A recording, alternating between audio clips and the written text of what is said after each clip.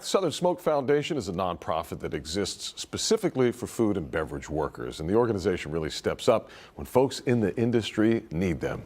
The Southern Smoke was founded by our good buddy, Chef Chris Shepard, and he's here this morning to talk about some of the work they've been doing in the community.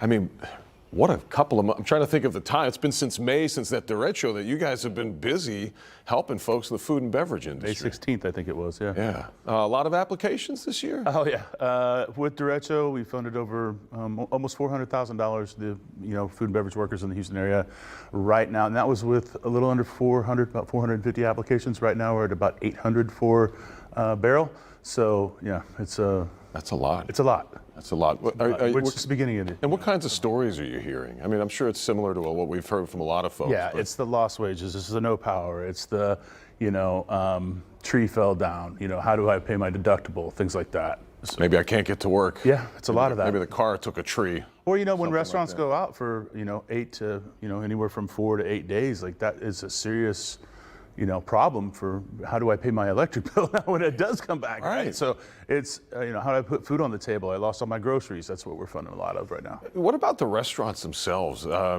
mean, that food goes to waste, not just in the people's homes, but probably in the restaurants too. Yeah, well, you saw it happen where it was like barbecue trailers and grills out in front of restaurants, and they were just cooking for communities and the staff, and because you don't want it to go to waste, so you might as well just cook it, give it away, and we saw that a lot, and that's what is so great about the restaurant community is they're feeding their own community. So, because giving them a meal to take home to cook doesn't help if you don't have power either. There's no power. There's no fire up the grill. Let's go. Exactly.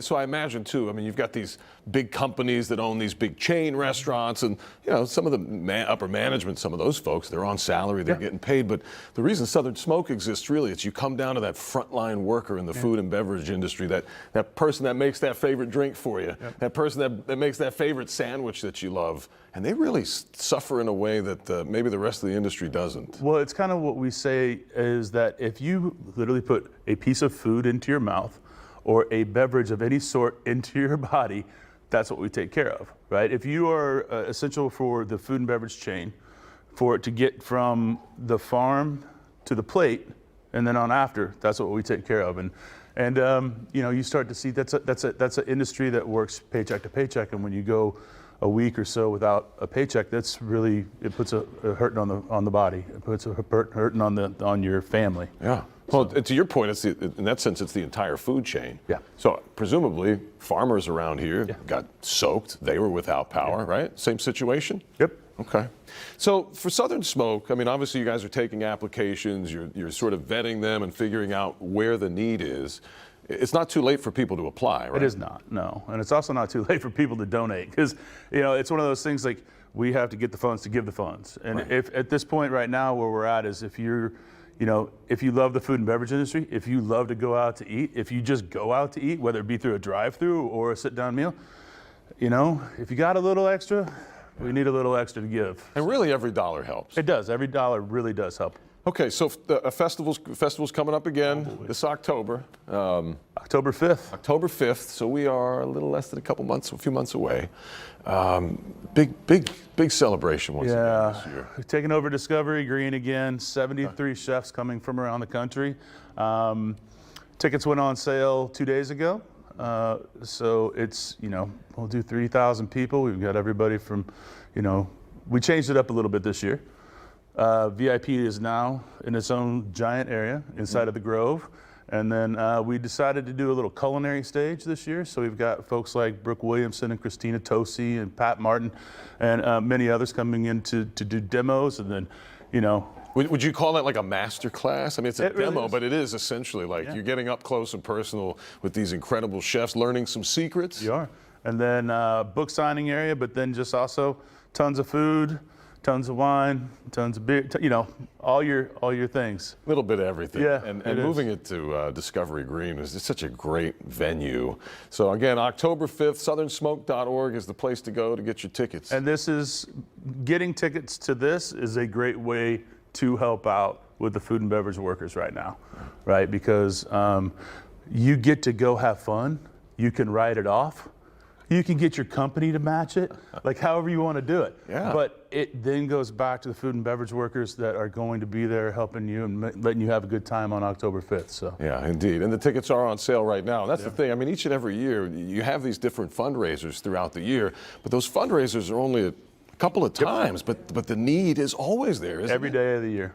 Every day of the year. Because we went straight from the derecho storm to fires in Ruidoso to back to here. And you know, for restaurants in this city, especially right now, when you look at the derecho, some businesses were out for power for 8 to 9 days, and then you follow that back up with a 4th of July weekend that is great for all of us to relax and barbecue on the week.